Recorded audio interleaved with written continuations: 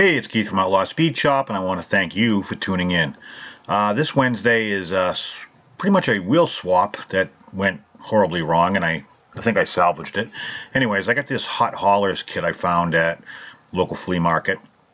It'd been opened, obviously, but I'm going to target the Surf Crate. I've always liked this one, and I thought it was kind of cool, and I think wheels would really make the car, obviously.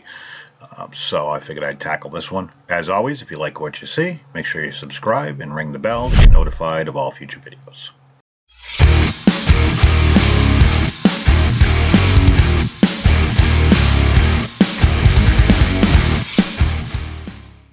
So yeah, this one kind of didn't go as planned. I have this M2 ground pounder that I was going to use the wheels on a 32 project, and I don't know, I looked at it. This car had some green in it, Surf Crate, on the decals and the flames.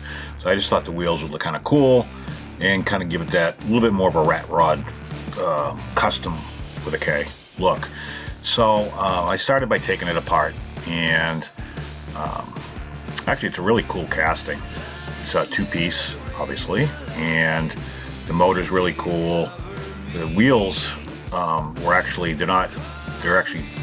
the rod for the axle goes all the way through the actual metal of the base, so you have to unscrew the wheels, or in this case kind of pry them off. They don't come off very easily,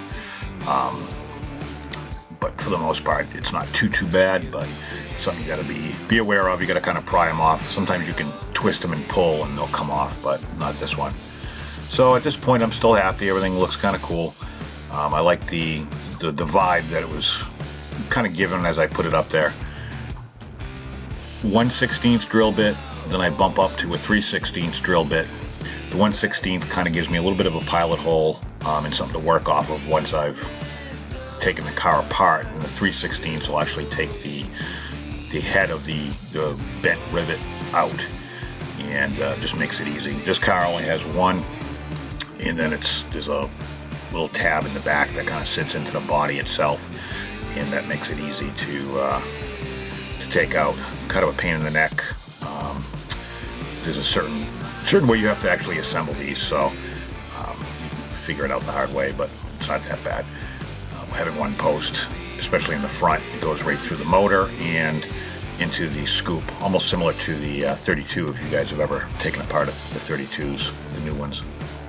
In the chrome itself, the pipes are actually set into the body. There's a little tab that sticks through, and there's a hole in the body where they stick into. So, but it's a nice metal base, so it's real rugged, easy to work with. Well, not easy to work with, but not bad to work with. So after I've taken it apart, I finish drilling the post out with a 1/16 drill bit, and then I take my 256 tap and I just tap it fairly easy. I mean, for the most part, it looked like the post was really small, but actually or short, but there's plenty of room to put these. I think the ones I'm using for the screws are 3/8, so there's plenty of length, not have to worry about drilling through and drilling into your hand or anything.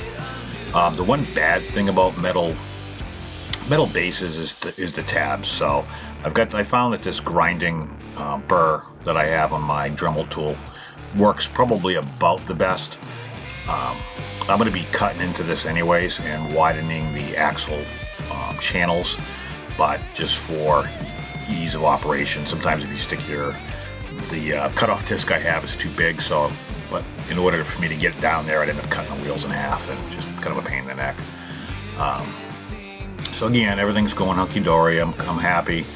Everything looks like it's going to fit pretty decent. The axles on the ground pounders, green lights, stuff like that, they're a little bit bigger than the actual Hot Wheels axles. They're almost double the size, which still isn't big, but it's double. So you have to kind of be conscious of that, because with most cars from Hot Wheels, there's another component that actually holds onto the wheels, whether it be the interior, or in this case, two things. You got your black interior piece, and then the front, it's got the chrome engine compartment. Well, I guess the engine piece, that's all technically one piece, but it forms a channel for the top of the axle. So here I'm kind of grinding out a little bit just to make that extra room, because what it does is, because these are one-piece axles and the wheel spins with the axle itself, I need to let it run smooth. So by creating a channel both front and back, it allows it to sit on the base and then have a place on the top to kind of just spin freely.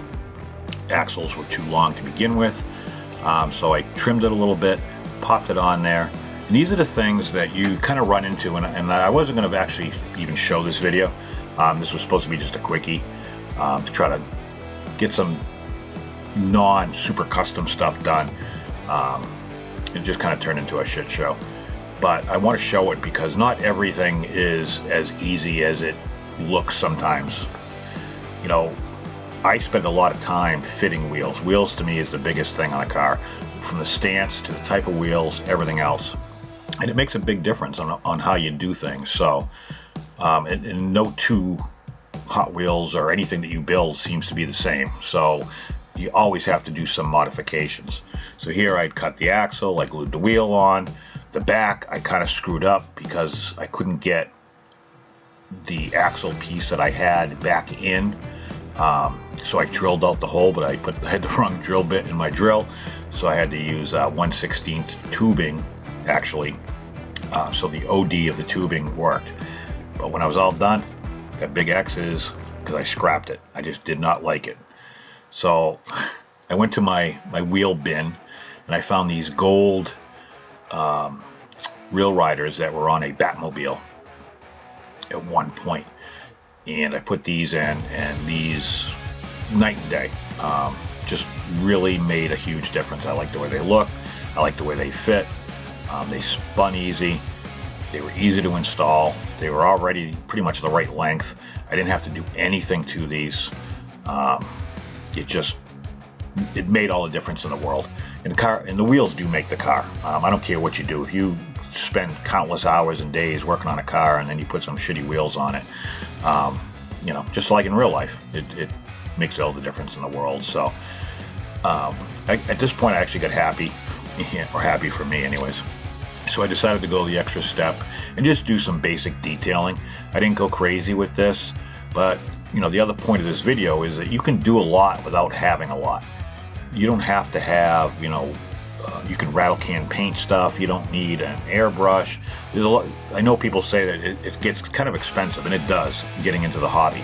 However, you know, I'm using some basic things. I masked off the base because I wanted to paint the grill because it was just the cast, and I just painted that with some rattle can black, which I'll end up clear coating just to kind of match the sheen of the body itself. But I just thought it looked good black. The base itself, I didn't really touch too much. There's the holes that are in the frame rails. I colored those in with I think those are called Micron pens. I pick them up at Michael's, or they have them at Hobby Lobby as well. Had this one forever because I do a lot of drawing. So I think it's like a 0.5 tip, so it's a decent sized tip. But it works perfectly. Color in all the holes. I do behind the engine compartment as well. This is like a rear engine deal, almost like I'm sorry, not a rear engine.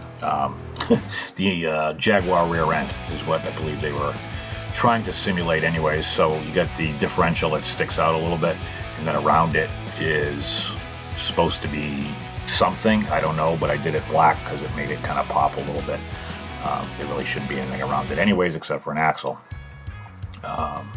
So again, I'm just using pens. I'm not going crazy. It works perfectly and it looks good at the same time. So again, not everything has to be, you know, top notch, best of everything.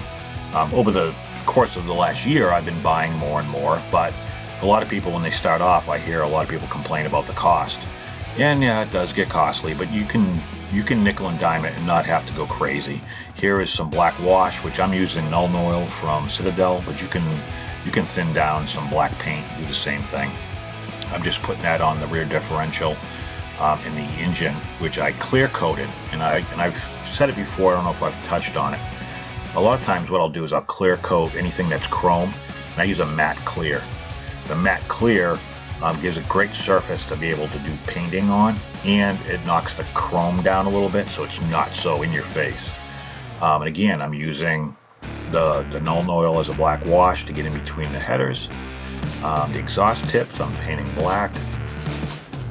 Nothing fancy, nothing crazy, just because I'm not painting the body. Just keeping it simple.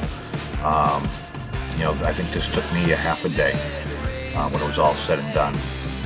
I'm taking it a little bit further. I've got these Tamiya weathering powders that I never use. I bought them when I first started because I thought I needed them. So every once in a while I do try to use them. So I'm kind of bluing up the headers closer to the head where it would get some heat. And then I'm going to use a little bit of the bronze just to kind of weather it and fade it from the chrome to the bronze to the blue to show the different heat signatures that would be in something that you ran. And the last thing really is the front tank. I just, to add some color to it, I didn't have to. I could have gone black or another color, but there are some red highlights in the flames. So I just figured I'd go red. I'm just using, you can use anything. I happen to be using Citadel, a basic couple dollar kit from Testers that comes with everything. Would work just as well. The one thing I would recommend not cheaping out on is your brushes. The right brush, especially with these small details, makes all the difference in the world. I started off with some really crappy brushes I bought at Michael's. I just couldn't get the fine details. And then I started getting nervous about it. Every time I'd go to paint, I shake to begin with, but it got worse. But with the right brush and a fine tip, it worked out really well, and it makes it easier to do the details and helps build your confidence at the same time. So just kind of keep that in mind. And it was just a matter of putting it together. I mean, again, this is nothing fancy. Again, I think it took me 4 hours, and most of that was screwing around with the wrong wheels, so it could have taken a lot less. But I think it came out really good.